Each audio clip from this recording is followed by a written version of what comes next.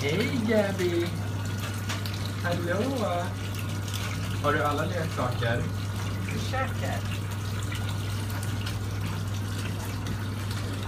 2 stycken i munnen samtidigt.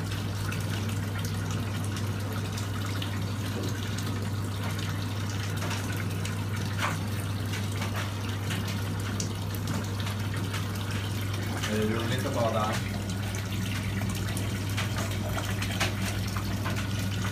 Spännande avslut på dagen.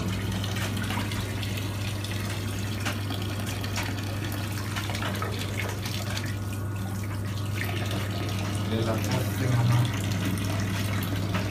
sticker upp. Kan du hålla den där i? Det håller balansen och skjuter. Ja, nu har vi alla grejer. Nej, nej. Ja, det gick åt skogen. Vi börjar om. Pingvinen först. Oj! Mamma är med. Mamma tappar fokus en stund där. Det gick bra. Höll på att drunkna, överlevde. Nu måste du bli mat.